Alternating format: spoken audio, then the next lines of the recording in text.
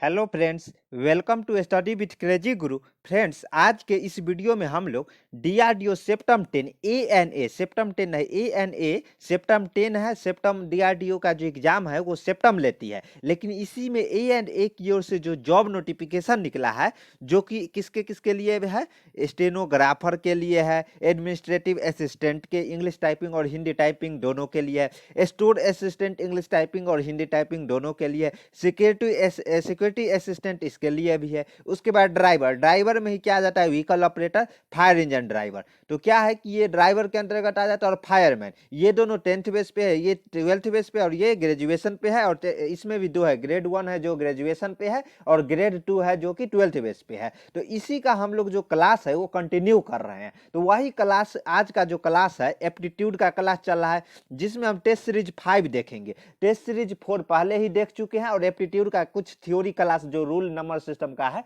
वो भी देख चुके हैं। यानी कि अपना जो क्लास चल रहा है TT equal to S concept. और बोलिएगा ये क्या है, तो ये है, पहले हम लोग थ्योरी देखते हैं, उसके बाद ये टेस्ट सीरीज देखते हैं, जो कि जिसमें क्वेश्चन लगाते हैं। मेन देखिए, थ्योरी देखना इंपॉर्टेंट नहीं ना है, थ्योरी के साथ आप क्वेश्चन देखिएगा तब जाके सिलेक्शन होगा, क्योंकि एग्जाम में तो क्वेश्चन ही पूछे जाएंगे ना, रूल वगैरह, रूल थ्योरी वगैरह नहीं ना पूछा जाएगा। तो इसलिए हम लोगों को ये कंसेप्ट अपनाना है। लेकिन एक आवश्यक सूचना दे दूं, ये क्लास करने से पहले, ये क्वेश्चन स्टार्ट करने से पहले, कि जो भी साथी अगर हमारा बुक लेना चाहते हैं डीआरडीओ का, जो ये इतने सारे पोस्ट के लिए, चाहे स्टेनोग्राफर ग्रेड 1 हो, ग्रेड 2 क्यों ना हो, एडमिनिस्ट्रेटिव असिस्टेंट इंग्लिश टाइपिंग और हिंदी टाइपिंग दोनों के लिए सिलेबस सबका सेम है, इसलिए बुक हमारे पास अवेलेबल है। ओके, तो और क्या सिलेबस क्या है, 75 क्वेश्चन, 75 मार्क्स के पूछे जाएंगे। 1 घंटा का 1 आवर का एग्जाम रहेगा। ओके ना, 1 आवर का एग्जाम रहेगा। आप बोलिएगा सर एग्जाम कब होगा, एग्जाम आपको मे भी मार्च नहीं तो लास्ट फरवरी में हो जाएगा, लेट भी हो सकता है, लेकिन समझ के चलिए कि मार्च नहीं तो लास्ट फरवरी में होने की संभावना है, मार्च ही समझ लीजिए। ओके, और एडमिट कार्ड अभी नहीं आया है, जैसे एग्जाम डेट आएगा तो एग्जाम डेट से 15 दिन पहले आपका एडमिट कार्ड आ जाएगा। ओके ना, तो अगर ई बुक लेना चाहते हैं तो 7564864459 ये शशि कुमार के नाम से नंबर सेव कर लीजिए। उसके बाद क्या करना है, देखिए ई बुक हम लोग सोचे फ्री में प्रोवाइड, लेकिन फ्री का मटेरियल लोग ऐसे यूज करते हैं, हम समझ रहे हैं, तो इसलिए थोड़ा इन्वेस्टमेंट, जो चारों सब्जेक्ट है, इसमें सब्जेक्ट कौन कौन सा है, एप्टीट्यूड है, रीजनिंग है, जीके जीएस और जनरल इंग्लिश है। तो चारों सब्जेक्ट आपको मात्र 4 पीडीएफ मिलेगा, मात्र और मात्र 70 रुपया में ई बुक मिलेगा। ई बुक कहने का मतलब पीडीएफ फॉर्मेट में रहेगा, उसके आप उसमें आपके अनुसार आपका डेट ऑफ बर्थ हो गया, मोबाइल नंबर हो गया, या आपका नाम, वो पासवर्ड रहेगा। ओके ना, और 70 रुपया इसी नंबर पे पेमेंट करके इसी नंबर पे आपको व्हाट्सअप करना है, और वहां नाम लिखना है, स्टेट लिखना है, क्या पासवर्ड लगाना चाहते हैं वो लिखना है, नहीं तो हम लगा के भेज देंगे। तो क्या है, इसी नंबर पे आपको पेमेंट करना है। देखिए, ये बुक का दाम 100 रुपीज है, 100 रुपया है, लेकिन अभी डिस्काउंट चल रहा है, वो कारण 70 रुपया में मिल रहा है। लेकिन जैसे ही डिस्काउंट ऑफर खत्म होगा तो क्या होगा कि आपको ये फिर 100 रुपया में, 100 रुपीज में मिलने लगेगा। ओके, तो चलिए आज हम लोग क्या करते हैं, अपना क्लास स्टार्ट करते हैं। तो क्वेश्चन नंबर 1 देखते हैं। क्वेश्चन नंबर 1 क्या है, देखिए, 10 वस्तुओं का क्रय मूल्य 7 वस्तुओं के विक्रय मूल्य के बराबर हो। देखिए, ऐसा ये सीपीओ जो क्रय मूल्य और विक्रय मूल्य का क्वेश्चन है, तो कैसे बनाना है, देखिए, 10 वस्तुओं का क्रय मूल्य, जो 10 वस्तु का क्रय मूल्य है ना, तो वो 7 वस्तुओं के विक्रय मूल्य के बराबर। मान लीजिए कोई आदमी है जो 10 वस्तु खरीद के लाया, जो पैसा से 100 रुपया में वो खरीद के लाया ना, तो वही वो क्या किया कि जो 7 वस्तु बेचा ना, तो 100 रुपया उसको मिल गया, यानी कि ये दोनों बराबर हो जाएंगे। यानी 3 वस्तु का उसका लाभ होगा। कितना, 3 वस्तु का लाभ हुआ। मान लीजिए 100 रुपया में 10 वस्तु लाया, और 100 रुपया वो 7 वस्तु ही बेच के कमा लिया, और 3 वस्तु बचा ही रह गया, तो ये लाभ हो गया ना। तो सेम यही है। तो इसका क्या पूछा है, जो लाभ या प्रतिशत हानि ज्ञात कीजिए। तो सबसे पहले यहाँ में एकदम अंतर दिख रहा है कि यहाँ पे लाभ होगा, क्योंकि 10 वस्तु का क्रय मूल्य है, जो कि वो 7 वस्तु में कमा लेता है, तो 3 वस्तु तो उसको फ्री में मिल गया ना। तो देखते हैं क्या है इसका आंसर। देखिए, ऐसा क्वेश्चन है ना, तो जो अपना सेकेंड मेथड है ये अपनाना सही है। क्या है ये सेकेंड मेथड, तो देखिए, यहाँ क्वेश्चन जिस दिन समझ लीजिएगा ना, उस दिन को हवा में उड़ा दीजिएगा ये सब। देखिए, 10 वस्तुओं का क्रय मूल्य 7 वस्तुओं के विक्रय मूल्य के बराबर है, यानी कि 10 सीपी, सीपी को क्या क्रय मूल्य बोलते हैं, जो सीपी है उसको क्रय मूल्य। 10 वस्तुओं का सीपी यानी 10 into CP equal to 7 into selling price है, जिसको हम लोग विक्रय मूल्य, कॉस्ट प्राइस सीपी कहलाता है, जिसको क्रय मूल्य हिंदी में बोलते हैं, और सेलिंग प्राइस जिसको हम लोग विक्रय मूल्य बोलते हैं। तो 10 सीपी इजकल टू 7 एसपी के बराबर है, क्वेश्चन में दिया गया है। यहाँ देखिए 10 वस्तु का क्रय मूल्य 7 वस्तु के विक्रय मूल्य के बराबर है। तो ये क्या है कि यहाँ सीपी अपॉन एसपी का जो क्या है रेशियो है वो निकल जाएगा, बिल्कुल निकल जाएगा। उसके बाद क्या है कि देखिए यहाँ पे हम शुरू से ही बता रहे 10 वस्तु खरीद के लाया 100 रुपया में, 7 वस्तु बेच के ही 100 रुपया कमा लिया, तो यहाँ 3 वस्तु लाभ हुआ ना। तो लाभ कितना हुआ देखिए, लाभ प्रॉफिट कितना, 3 वस्तु 10 में से टोटल वस्तु 10 है और वो कमा लिया 7 में ही उतना, तो 10 में से 7 गया, 3 वस्तु उसको लाभ मिला। तो यहाँ पे लाभ हम समझ गए, लाभ यानी कि हानि नहीं होगा, तो लाभ प्रतिशत यहाँ निकालना है। लाभ ही देखिए ये या को सिंपल में मत समझिए, और रहता तो कुछ और हो जाता है। या मतलब या तो लाभ हो सकता है नहीं तो हानि, और मिस कुछ और। देखिए जिस दिन क्वेश्चन समझ लीजिएगा ना, अपना लैंग्वेज में समझ लीजिएगा, उस दिन धुआं उड़ा दीजिएगा। तो सेम यहाँ पे है, यहाँ पे आपके साथ गेम खेल रहा है। कितना लड़का कहेगा सर हानि होना चाहिए, सर कितना लड़का लाभ होना चाहिए, तो लेकिन यहाँ पे हम लोग क्वेश्चन से समझ गए नहीं, यहाँ पे लाभ होगा तो लाभ प्रतिशत निकलेगा। तो लाभ प्रतिशत का फॉर्मूला है क्या, लाभ अपन में सीपी, लाभ अपन में सीपी, लाभ कितना है 3 है, और सीपी कितना है, सीपी 7 है, सीपी ये है ना 7 है, जो कि ये देखिए 7 वस्तु के बराबर ही वो बेच के पैसा कमा लेता है। तो 3/7 इंटू 100 इजकल टू, ये कैलकुलेट कीजिएगा तो 42.6/7%, ये इसका आंसर हो जाएगा। ओके, तो इसका आंसर क्या होगा, बी फॉर बॉम्बे, यानी कि ये आंसर हो जाएगा जो कि लाभ होगा। चलिए हम लोग अगला क्वेश्चन देखते हैं। अगला क्वेश्चन क्या है देखिए, 2 साइकिल में से प्रत्येक 3990 में बेची गई है। 2 साइकिल में से प्रत्येक यानी कि हर एक साइकिल 3990 की बेची गई है, जिसमें से एक पर 5% का लाभ और दूसरी पर 5% की हानि हुई।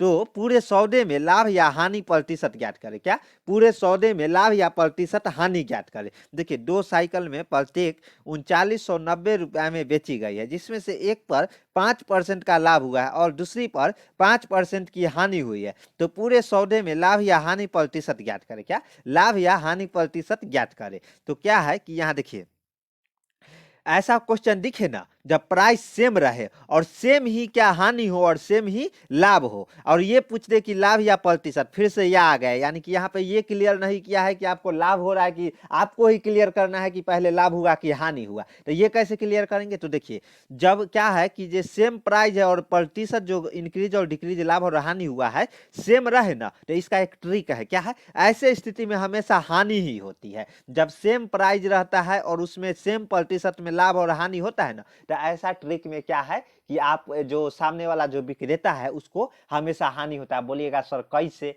तो मान लीजिएगा कि देखिए 3990 रुपया, मानने के लिए बोले 3990 रुपया में वो बेचा कोई चीज। ओके, तो क्या है कि एक बार एक साइकिल खरीद के लाया 3900 के और वो बेच दिया 3990 रुपया, 90 रुपया के हानि लाभ हो गया।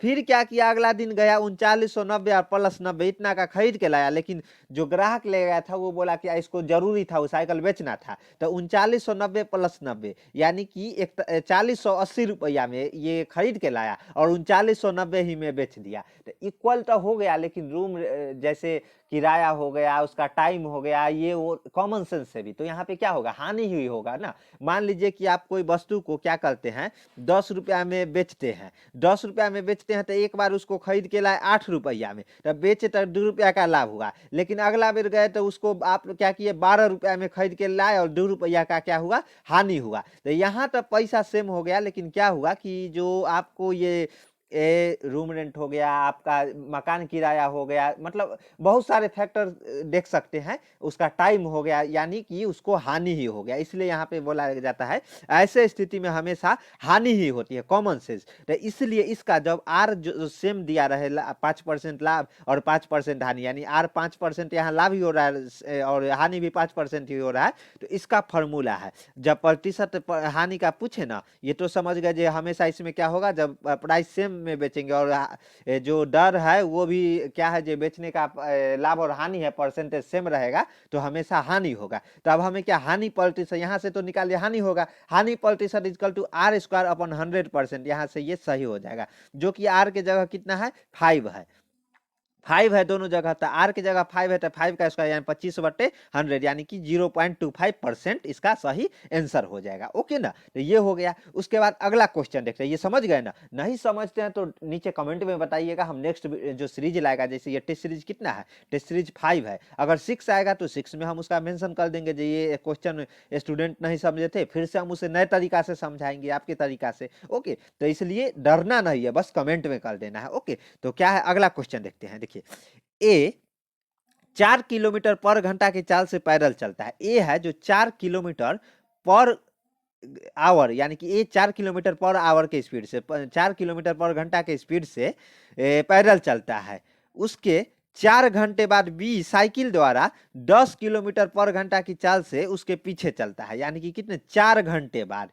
पहले ए है कि यहां से चल दिया है और कितना 4 किलोमीटर पर आवर के स्पीड से चल दिया है, कौन ए चल दिया है। अब क्या है कि यहाँ पे देखिए बी है, जो बी है ना उसके 4 घंटे बाद साइकिल से 10 किलोमीटर पर आवर के स्पीड से चलता है, मतलब 4 घंटे बाद। तो तब तक ए कितना दूर दूर चलेगा, तो चाल इजकल टू क्या होता है, दूरी बटे में समय। तो यहाँ पे देखिए दूरी हम लोगों को ज्ञात करना है, यहाँ चाल दे दिया है 4 किलोमीटर पर सेकेंड और 4 घंटे तक चला है, यानी कि 4 गुने 4 यानी कि 16 किलोमीटर ये जो ए है वो चल आगे बढ़ जाता है। उसके बाद बी है जो स्टार्ट करता है, तो और कितना किलोमीटर 4 किलोमीटर पर घंटा के स्पीड से वो चलना शुरू करता है। तो क्वेश्चन क्या पूछा है, तो प्रारंभिक स्थान से कितनी दूरी पर बी ए को पकड़ लेगा, यानी दोनों कितने दूरी आगे जाने पर एक दूसरे से मिल जाएंगे। जरूर मिलेंगे, कॉमन सेंस हमेशा बोल रहे हैं, क्वेश्चन बनाने से पहले अपना कॉमन सेंस लगाइए। अब कैसे लगाना है, ये चला है 4 किलोमीटर पर घंटा के 4 किलोमीटर पर घंटा के हिसाब से, और वो 4 घंटा चलता है, यानी कि 4 चक 16 किलोमीटर वो आगे चल दिया, यहां से वो 16 किलोमीटर आगे चल दिया। उसके बाद सेम जगह से ए चल दिया है, सेम जगह से बी है जो क्या है, जो 10 किलोमीटर पर घंटा, इसका स्पीड दुगना से भी 2 ज्यादा है, 4 दूना 8 प्लस 2 है। तो क्या है कि ये इसको पकड़ लेगा ना आगे चल के, कैसे पकड़ेगा तो उसका सॉल्यूशन देखते हैं। तो यही क्वेश्चन पूछा है कि प्रारंभिक स्थान कितनी दूरी पर जाके ए और बी दोनों ए बी है जो ए को पकड़ लेगा। तो देखते हैं, देखिए ए द्वारा 4 घंटे में चली गई दूरी, जो ए है जो हम बताए थे, देखिए दूरी चाल इजकल टू क्या होता है, देखिए चाल इजकल टू दूरी बटे समय। यहाँ पे हमको दूरी निकालना है, समय दे दिया 4 किलोमीटर पर आवर के स्पीड से चला, 4 घंटे चला, यानी कि 4 ये 4 है, तो दूरी इक्वल टू 4 गुने 4 यानी कि 16 किलोमीटर। कितना 16 किलोमीटर वो आगे बढ़ जाएगा। लेकिन क्या है कि ये सापेक्ष चाल, सापेक्ष चाल क्या कहते हैं, दोनों चाल का अंतर, तो दोनों का चाल का अंतर जिसको हम लोग सापेक्ष चाल कहते हैं। क्या सापेक्ष चाल, जैसे दो व्यक्ति ए चल रहा है 4 किलोमीटर पर घंटा के हिसाब से और बी चल रहा है 10 किलोमीटर पर घंटा, दोनों के बीच का सापेक्ष चाल है जो दोनों में माइनस हो जाएगा, 10 माइनस पर यानी कि 6 किलोमीटर। क्या है कि अगर मान लीजिए 1 घंटा में ए 4 किलोमीटर चलता है तो बी वही 10 किलोमीटर पहुंच जाएगा ना आगे, तो इस दोनों के बीच का गैप कितना 6 किलोमीटर, जिसको हम लोग सापेक्ष चाल बोलते हैं। ये इंपॉर्टेंट है सापेक्ष चाल, ऐसे ऐसे क्वेश्चन बनाने में। देखते हैं कैसे, तो पकड़ने में लगा समय, समय इजकल टू क्या होता है, जैसे चाल इजकल टू दूरी बटे में समय होता है, तो समय यहां जाएगा तो समय इक्वल टू क्या हो जाएगा, दूरी बटे चाल। तो दूरी यहां कितना चल दिया था 16 किलोमीटर, और चाल कितना है, सापेक्ष चाल यहां पे लिखना है जो पकड़ने में लगा समय, क्योंकि क्या है दोनों चल रहा है ना, ए भी चल रहा है 4 किलोमीटर पर 4 किलोमीटर पर आवर के हिसाब से, और बी भी चल रहा है कितना 10 किलोमीटर पर आवर के हिसाब से। ओके, तो ये है कि जो दोनों का सापेक्ष चाल यहाँ पे देना है कि दोनों साथ में चल रहा है, तो दूरी 16 किलोमीटर है और सापेक्ष चाल है जो 6 किलोमीटर पर आवर है। तो यहां से आपका जो टाइम है ये टाइम निकल गया। लेकिन अब हमें ये टाइम नहीं पूछा, टाइम पूछता तो ये हो जाता 16/6 घंटे में दोनों आपस में क्या है मिल जाते। लेकिन क्या है कि यहाँ पे हमको क्या पूछा है, जो कितने दूरी पर बी ए को पकड़ लेगा, तब फिर वही है दूरी, चाल इजकल टू दूरी बटे में समय। तो यहाँ पे हमें दूरी पूछा है, तो दूरी इजकल टू क्या हो जाएगा, सॉरी देखिए दूरी इजकल टू क्या हो जाएगा, दूरी इजकल टू हो जाएगा चाल गुने समय, समय क्या है, समय यहाँ निकालिए 16/6 घंटे हो गया। और जो चाल है बी का कितना है 10 किलोमीटर पर आवर। कितना, क्योंकि यहाँ पे क्वेश्चन पूछा है बी है जो ए को कितना पकड़ लेगा, तो यहाँ तो इतना समय लग गया, लेकिन यही है जो ए है जो 10 किलो, बी है जो 10 किलोमीटर पर आवर के स्पीड से चला, यानी कि 26.7 किलोमीटर आगे जाने पर देखिए प्रारंभिक स्थान से कितने दूरी पर, यहाँ से 16 किलोमीटर तो वो आगे चल गया, लेकिन अगर यह दोनों ये 26.7 किलोमीटर आगे जाएंगे ना, तब बी यहाँ पे सेम पॉइंट पे रहेंगे और सेम पॉइंट पे ए रहेंगे। ओके, तो ये समझ गए कि ये यही चाल इजकल टू दूरी बटे समय, ये की इंपॉर्टेंट फार्मूला है और इसी पे ये पूरा जो ये क्वेश्चन है ये टिका हुआ है। ओके ना, और ये सापेक्ष चाल भी समझ गए, दोनों का अंतर, यानी कि एक 4 किलोमीटर पर आवर के स्पीड से चल रहा है और वही दूसरा है जो 10 किलोमीटर पर आवर, तो बीच का जो गैप है वो 6 किलोमीटर पर आवर की स्पीड है ना, जिसको हम लोग सापेक्ष चाल बोलते हैं। और टाइम जो अगर पकड़ने में लगा समय है तो ये सापेक्ष चाल, और जो आगे बढ़ा हुआ जो ये ए बढ़ गया वो दूरी होगा। ओके, क्योंकि दोनों को एक ही साथ चल रहा है ना 4 घंटे बाद से, तो यही से हमें अपना अभिष्ट दूरी जो दोनों एक बिंदु पर कितने किलोमीटर पे 26.7 किलोमीटर आगे जाने पे दोनों मिल जाएंगे। चलिए अगला क्वेश्चन देखते हैं। अगला क्वेश्चन 44 है। 44 क्या है देखिए, दो रेलगाड़ी एक ही दिशा में 30 किलोमीटर पर घंटा तथा 58 किलोमीटर पर घंटा के चाल से चल रहा है। कितना, एक रेलगाड़ी 30 किलोमीटर पर आवर के स्पीड से चल रहा है, दूसरा रेलगाड़ी 58 किलोमीटर पर आवर के हिसाब से चल रहा है। तो धीमी गति से चलने वाली गाड़ी में बैठा एक व्यक्ति तीव्र गति से चलने वाली, देखिए क्वेश्चन पे ध्यान दीजिएगा, धीमी गति में चलने वाले गाड़ी में बैठा एक व्यक्ति है जो कहाँ बैठा है, जो धीमी गति वाले ट्रेन चल रहे जो कि 30 किलोमीटर पर आवर के स्पीड से चल रहा है। बैठा एक व्यक्ति तीव्र गति से चलने वाली रेलगाड़ी में बैठे आदमी को 18 सेकेंड में पार कर जाता है। यानी कि जो दोनों ट्रेन, ये जो ट्रेन है 30, एक ट्रेन ए है जो 30 किलोमीटर पर आवर के स्पीड से निकल रहा है, और बी है जो एकदम स्पीड में आता है ना, जब आप ट्रेन में बैठे होंगे तो कभी ओवरटेक होता है, जो देखते होंगे कि जो आपका ट्रेन धीरे धीरे चला है और जो पीछे वाला ट्रेन है उसको स्पीड में निकाल देता है। सेम यही है, जो दूसरा ट्रेन आया उसको 58 किलोमीटर पर आवर के हिसाब से उसको आगे निकाल दिया। तो ये दोनों के बीच का जो क्रॉसिंग है वो 18 सेकेंड का है। तो हमसे क्या पूछा है, तो तीव्र गति वाली रेलगाड़ी की लंबाई। देख रहे हैं कैसा क्वेश्चन एकदम दिया जा रहा है, ऐसा ही क्वेश्चन आया है, आएगा और आता रहेगा। एकदम हम आपको लिख के दे रहे हैं, आपको सिंपल सिंपल क्वेश्चन नहीं पूछेगा, ऐसा ऐसा क्वेश्चन पूछेगा। यहाँ नहीं अगर क्वेश्चन करिएगा तो फिर वहां जाके आपका तेल निकाल देगा एग्जामिनर। अगर आपको एग्जामिनर का तेल निकालना है तो बस स्टडी विथ क्रेजी गुरु के साथ बने रहना है। तो चलिए हम लोग इसका ट्रेन का लंबाई निकालते हैं। और किसका लंबाई निकाल, तीव्र गति चलने वाला ट्रेन की लंबाई। तो देखते हैं क्या है। देखिए जो इसमें है मेथड 1 देखते हैं। माना कि तीव्र गति से चलने वाला रेल का लंबाई x है। हम लोग क्या करेंगे, मान लेंगे, हमेशा मैथ का स्टूडेंट है, मान सकते हैं, कुछ भी मान लो, मानना है तो मान लेते हैं कि तीव्र गति से चलने वाली रेल की लंबाई कितना है, x मीटर है। तो गाड़ी का सापेक्ष चाल जो हम बताए थे, दोनों साथ में चल रहा है ना, तो सापेक्ष चाल दोनों का माइनस हो जाएगा, जो स्पीड में चल रहा है उससे और जो स्लो चल रहा है। तो स्पीड में कौन सा चला, एक ही दिशा, याद रखिएगा, एक ही दिशा में चला है वो कारण माइनस हो जाएगा। लेकिन अगर विपरीत दिशा रहता ना तो वहां पे पॉजिटिव हो जाता। क्या, पॉजिटिव हो जाता है, याद रखिएगा ये चीज। एक ही दिशा, यहां भी सेम था, जो एक ही दिशा में, ये भी क्वेश्चन में क्या एक ही दिशा में दोनों चल रहे हैं, ये भी इस दिशा में चल रहा है और ये भी इसी दिशा में चल रहा है। अगर दिशा विपरीत रहता तो यहाँ पे पॉजिटिव हो जाता और यहाँ भी क्या होता है, जो सापेक्ष चाल निकालने में पॉजिटिव हो जाता है। लेकिन यहाँ एक ही दिशा है वो कारण माइनस हो जाएगा, क्योंकि दोनों एक ही साथ चल रहा है ना, तो वो कारण माइनस हो जाएगा। तो क्या है कि इसका सापेक्ष चाल कितना, 28 किलोमीटर पर घंटा निकल गया।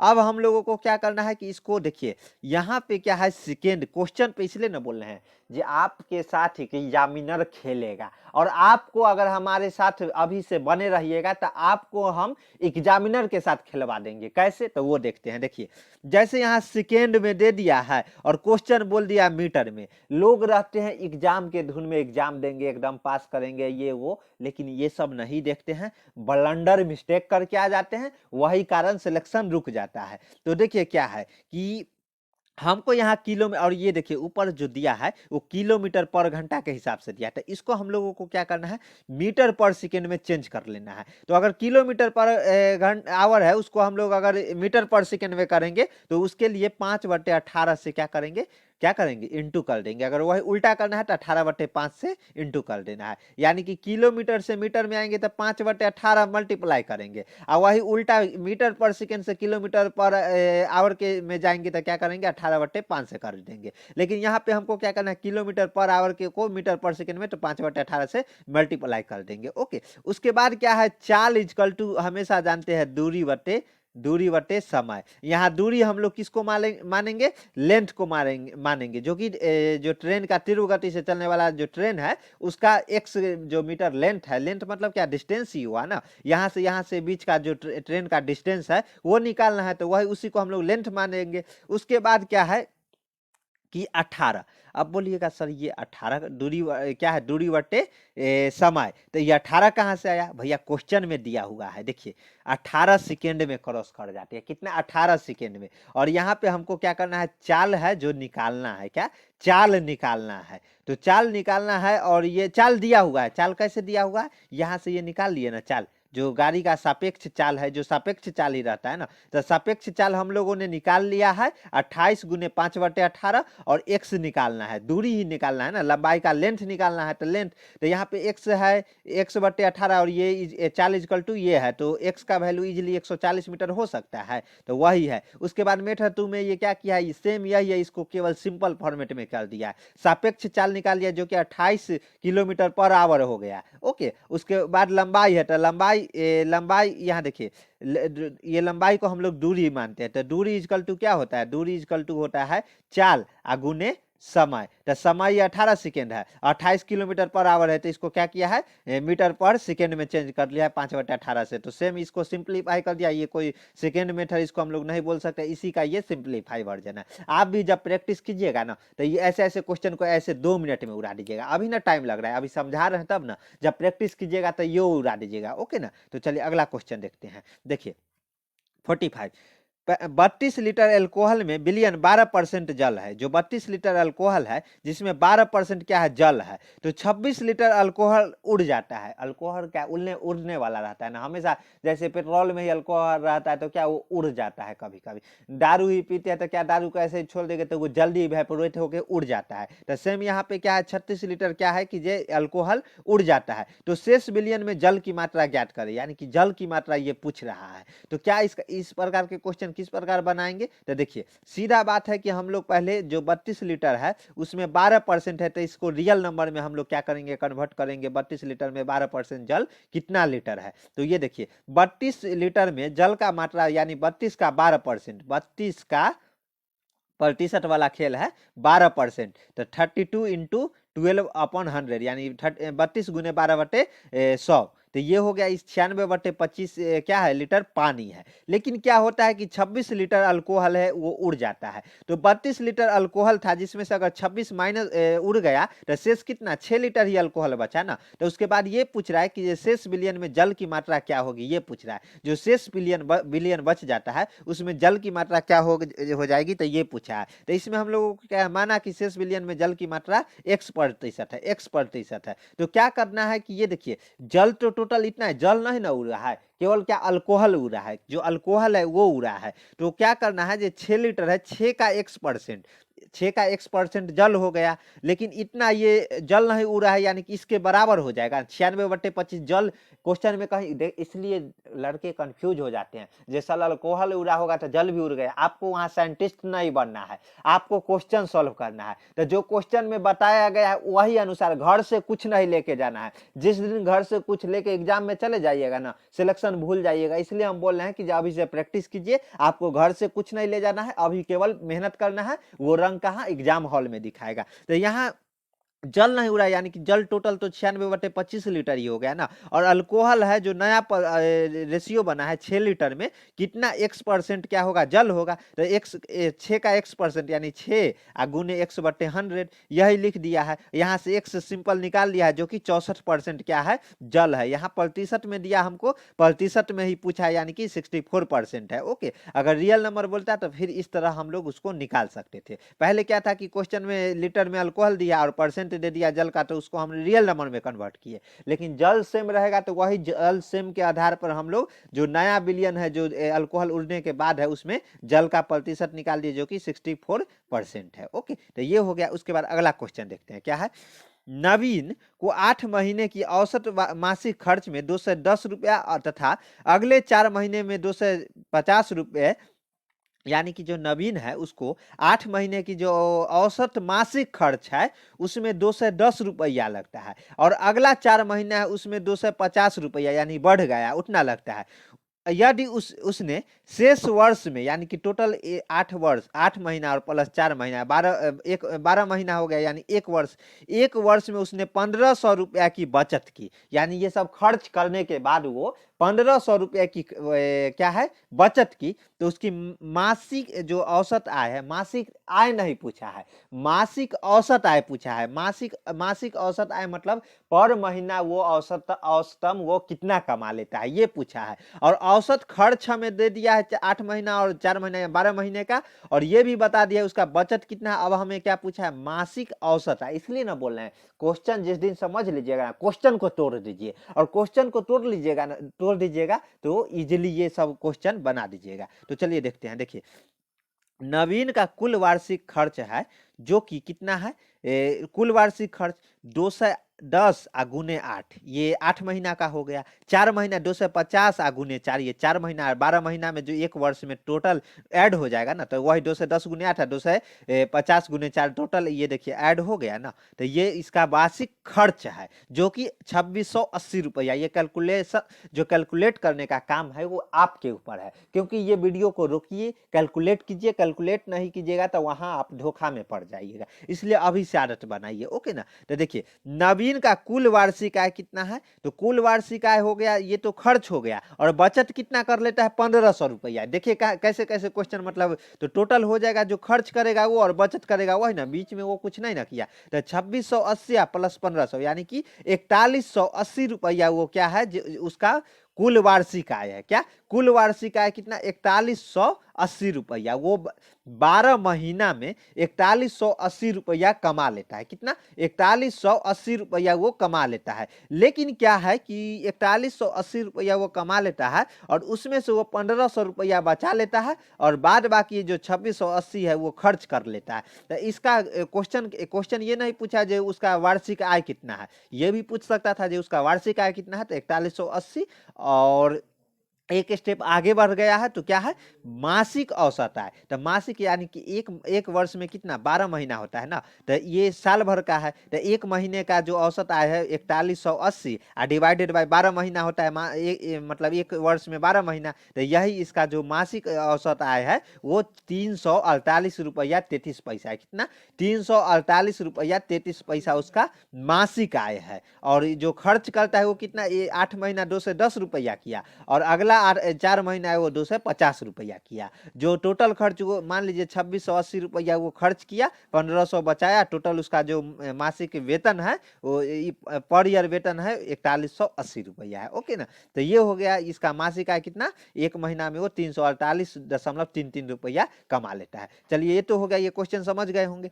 अगला क्वेश्चन देखते हैं। अगला क्वेश्चन क्या है, देखिए, खाद्य पदार्थ का मूल्य 10% बढ़ जाता है तथा अन्य उपभोग की वस्तुओं का मूल्य 15% बढ़ जाता है। कितना, जो खाद्य पदार्थ पे है उस पे 10% बढ़ जाता है, और जो अन्य जो वस्तुओं का मूल्य है उसमें 15% की वृद्धि हो जाती है। कितना, एक पर जो खाने वाले खाद्य पदार्थ है उस पर 10%, और जो अन्य वस्तु उस पर 15%। यदि किसी कर्मचारी खाद्य पदार्थ अन्य उपभोग वस्तुओं पर खर्च का अनुपात 2:5 है, तो उसका वर्तमान वेतन 3500 रुपया, कितना, 3500 रुपया है, तो उसके वेतन में कितने वृद्धि होनी चाहिए ताकि वह पहले स्तर पर उपभोग कर सके। यानी यहाँ देखिए, अभी ये इसका जो वेतन है वो 3500 रुपया है, और बढ़ने के बाद ये पूछा है जो वस्तुओं का खर्च का अनुपात 2:5 है, तो ये बोला है जो उसका कितना वेतन बढ़ना चाहिए, वेतन में 3500 आप प्लस कितना, और प्लस एक्स कितना रुपया होना चाहिए ताकि जो पहले का जो अनुपात है वो एक समान बने रहे। जो जैसे देखिए, ये वेतन का वृद्धि होने ताकि पहले का स्तर उपभोग कर सके, यानी कि जो पहले जिस प्रकार वो खर्च करता था सेम उसी प्रकार वो खर्च कर सके। यानी कहने का मतलब सीधा है 3500 रुपया कमा रहा है ना, तो महंगाई बढ़ गया तो अब क्या करना है, उसका वेतन में भी इतना ही वृद्धि करना है कि उस पे महंगाई का असर न पड़े,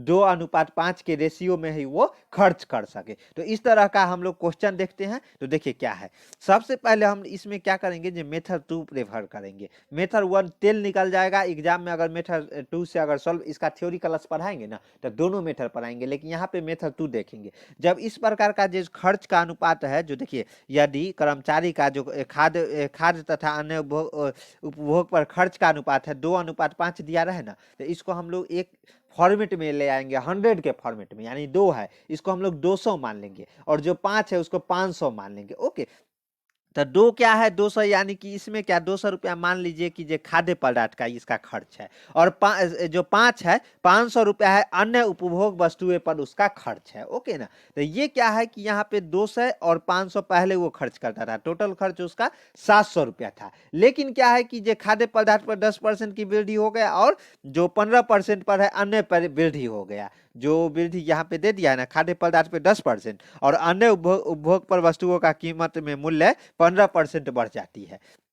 तो 200 का अगर 10% एक्स्ट्रा अगर हम लोग जोड़ेंगे तो 220 हो जाता है। कैसे, वो हम परसेंटेज पर रहेंगे ना थ्योरी क्लास, तो ऐसे आप लोग तो ये साधारण है कर सकते हैं, लेकिन अगर बड़ा बड़ा का प्रतिशत निकालना रहता है तो कैसे निकालना है वो बताएंगे हम। ओके, तो यहाँ पे सिंपल समझ लीजिए, 200 का 10% 220 हो जाएगा, और 500 का 15% 575 रुपया हो जाएगा। यानी कि टोटल वर्तमान में खर्च वो पहले 700 में ही काम चला लेता था, अब वो शॉपिंग करने जाता है तो वो 795, वही सामान सेम रहता है, उसी को वो प्राइस देना पड़ जाता है, कितना, 795 रुपया। मान लीजिए आप कोई वस्तु लाने गए, 700 रुपया में खरीद के लाते थे पर मंथ, लेकिन क्या है अगले महीने से महंगाई बढ़ गया, तो महंगाई बढ़ गया तो 795 रुपया में आप वो वस्तु ला रहे हैं। तो क्या हुआ कि अब क्या करना है, आपका महंगाई तो घटेगा नहीं, तो आपको ये सोचना है कि मेरा वेतन कितना बढ़ना चाहिए, ताकि जो पहले वाला खर्चा था और उतना ही खर्चा करूं और उतना ही सामान लाऊं, और जो मेंटेन रहे, जो रेशियो है वो मेंटेन रहे। तो क्या है कि 700 रुपया वेतन पर वो 3500 रुपया कमाता था। उसका जो देखिए मास 700 खर्च कब करता था, जब उसका वर्तमान वेतन 3500 रुपया था। तो मान लीजिए कि ये वर्तमान वेतन अगर 700 रुपया वो खर्च करता था एक महीने में, तो उसका 3500 रुपया एक महीने का वेतन था, तो क्या था, 3500 डिवाइडेड बाई 7 हो गया, ये उसका एक मतलब महीने का वो हो गया, दोनों का रेशियो हो गया। 3500 में से वो 700 खर्च कर देता था। लेकिन अगर 795 है तो 795 में इस ये टोटल का 795 मल्टीप्लाई करना पड़ेगा ना, तो वही 3975 हो गया। लेकिन ये आंसर नहीं है, 3975 का आंसर दिख रहा है नहीं ना। इससे यहाँ क्वेश्चन क्या पूछा है कि वह कितना अपना वेतन में वृद्धि कर ले जो पहले का स्तर पर उपभोग कर सके। तो कितना, 3500 है, और जो नया जो वेतन है उसका कितना होना चाहिए, तो देखते हैं ये कितना होना चाहिए, ये देखते हैं। देखिए जो नया वेतन है ये 3500 और कितना 3975 है, और पुराना था 3500, यानी 3975 में से 3500 माइनस करेंगे, 475 रुपया पर मंथ उसको ज्यादा कमाना होगा। यानी कि पहले अगर वो 3500 रुपया कमाता था, तो अब उसको 475 रुपया एक्स्ट्रा कमाना पड़ेगा, तब जाके जो खर्चा है वो मेंटेन हो पाएगा। ओके ना, तो ये हो गया अपना 475 रुपया है वो उसको, इसको किसको, जो ये आदमी है इसको ज्यादा कमाना पड़ेगा, 3500 न कमा के अब कितना 3975 रुपया उसको कमाना पड़ेगा। चलिए अगला क्वेश्चन देखते हैं 48। एक शंकु के आधार की त्रिज्या तथा उसकी ऊंचाई क्रमशः 3 सेंटीमीटर और 5, शंकु है, शंकु का जो त्रिज्या है वो 3 सेंटीमीटर और उसकी ऊंचाई है जो 5 सेंटीमीटर दिया हुआ है, जबकि एक बेलन के आधार की त्रिज्या तथा ऊंचाई क्रमशः 2 सेंटीमीटर और 4 सेंटीमीटर है। तो शंकु के आयतन और बेलन की आयतन का अनुपात ज्ञात कीजिए। यानी दोनों का देखिए सिंपल क्वेश्चन है, फार्मूला बेस्ड क्वेश्चन है, बस आपको फार्मूला याद रहेगा ना, ये सब क्वेश्चन धुआं में उड़ा दीजिएगा। 60 सेकेंड मिलता है ना, तो 60 सेकेंड से भी कम टाइम मिलता है, 60 सेकेंड आप इसको 30 सेकेंड में उड़ा दीजिएगा अगर फार्मूला याद रहे। इसलिए ना बोल रहे हैं स्टडी विद क्रेजी गुरु के साथ बने रहिए ना, साथ में टेलीग्राम ग्रुप भी ज्वाइन कर लीजिए, ताकि जो भी मटेरियल है उसमें भी हम प्रोवाइड कराते हैं। और ई बुक नहीं लिए हैं तो ई बुक ले लीजिए, ई बुक का जो मिनिमम प्राइस है वो पे कीजिए, स्क्रीनशॉट भेजिए, और क्या है जो पासवर्ड और अपना नाम स्टेट लिख के व्हाट्सअप कीजिए, मैं आपको सेंड कर दूंगा। सब कुछ है उसमें, इसका थ्योरी और क्वेश्चन सारा एक सब्जेक्ट यानी एप्टीट्यूड है, एप्टीट्यूड से एक ई बुक में 500 प्लस क्वेश्चन है। कितना? 500 प्लस क्वेश्चन है। ओके, तो 500 क्वेश्चन मान लीजिए एक सब्जेक्ट से लगा लेते हैं। दूसरा रीजनिंग है, उसमें 500 प्लस क्वेश्चन है, 1000 हो गया। सेम इंग्लिश में भी 500 प्लस क्वेश्चन है। सेम क्या है कि इंग्लिश में थोड़ा कम है। उसके बाद सेम क्या है कि जीके जीएस में भी 500 प्लस क्वेश्चन है। तो क्या 500 500 500 2000 क्वेश्चन में से 75 क्वेश्चन नहीं आएगा? क्या आएगा? 2000 टोटल क्वेश्चन रहेंगे चारों सब्जेक्ट मिला के, और 2000 क्वेश्चन में से ही 75 क्वेश्चन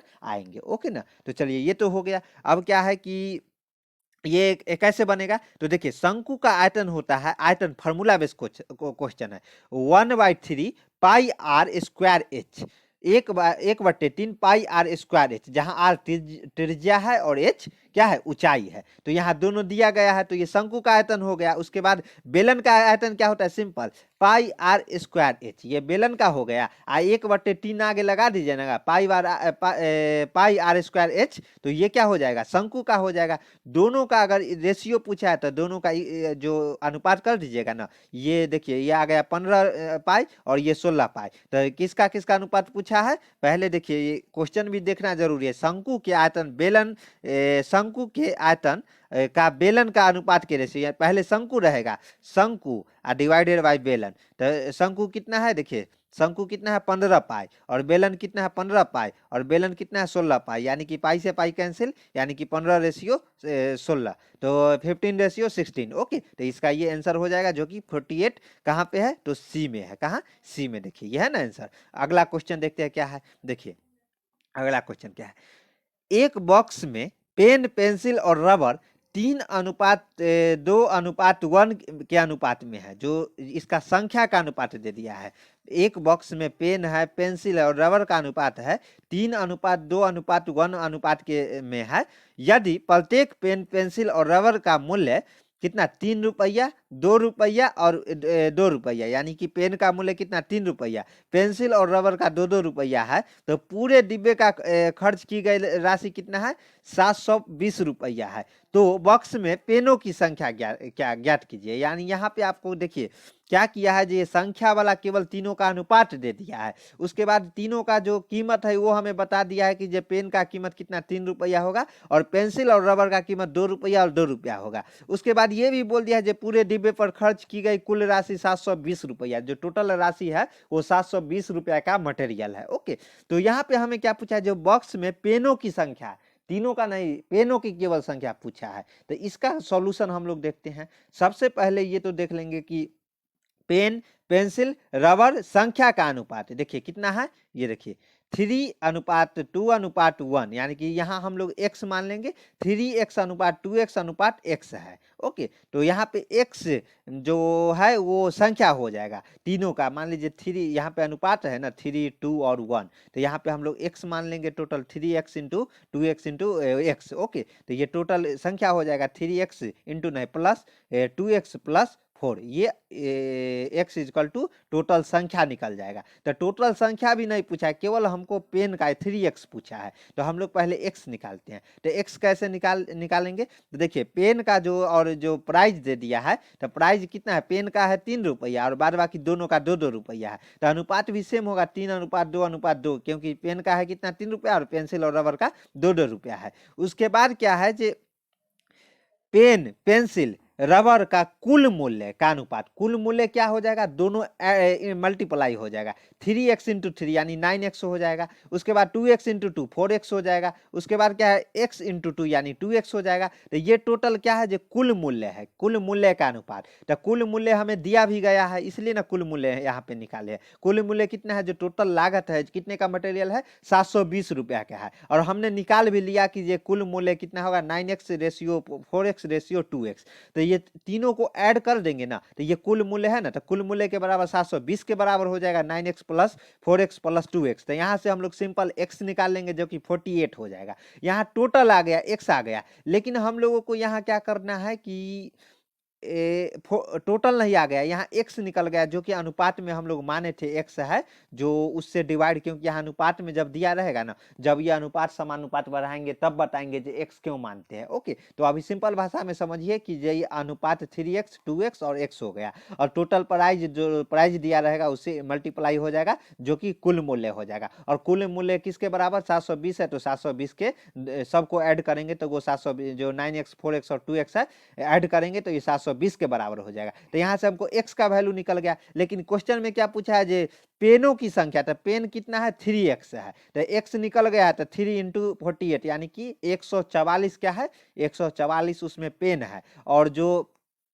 उसके बाद ये भी पूछ सकता था, जो बताइए पेंसिल कितना है, तो यहाँ पे पेंसिल 2x है, तो 2 × 48। ओके, तो ये हो जाएगा कितना, ये हो जाएगा 96। ओके, 96 क्या हो जाएगा, क्या हो जाएगा, पेंसिल हो जाएगा। और वही रबर पूछता तो केवल 48 ही रहता, कितना 48 ही। तो यहाँ पे हमें पेनों की संख्या पूछा है जो कि 144, यानी आंसर इसका क्या हो जाएगा, सही आंसर इसका सही ए फॉर आगरा है, 144 सही हो जाएगा। तो चलिए हम लोगों ने क्या किया है कि जे एक क्वेश्चन इसमें 49 वो गलत था, तो उसमें हम सुधार करके क्या करेंगे, 10 क्वेश्चन कराते हैं रोज, तो 10 क्वेश्चन ऐसे नहीं समझा के कराते, ये नहीं जाके ऐसे हवा में उड़ा दिए, तो उसको हम लोग नेक्स्ट पीडीएफ में ले आएंगे। ओके, तो क्या है कि ये टेस्ट सीरीज चल रहा था, ये टेस्ट सीरीज कौन सा था, टेस्ट सीरीज 5 था। ये किसके, स्टेनोग्राफर ग्रेड 1 ग्रेड 2 दोनों के लिए था, असिस्टेंट का निकला है उसके लिए भी था, ड्राइवर के लिए भी था, और फायरमैन सबके लिए क्लास है, क्योंकि सिलेबस सेम है। 75 क्वेश्चन 75 मार्क्स के पूछे जाएंगे, 4 सब्जेक्ट से, एप्टीट्यूड,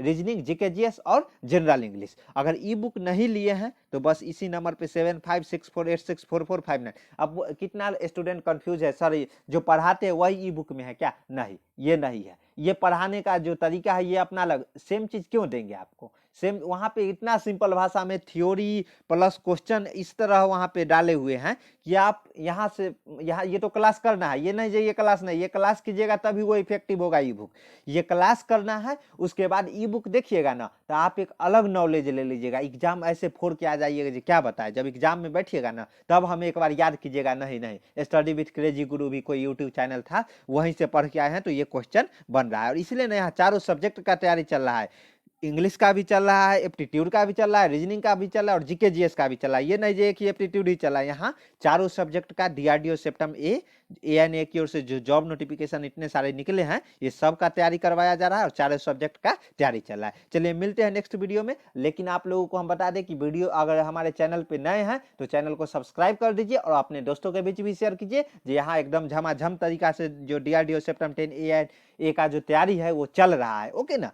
और सब्सक्राइब जरूर कर दीजिएगा, और अच्छा लगा है वीडियो तो एक प्यारा सा कमेंट भी कीजिएगा। जय हिंद, जय भारत।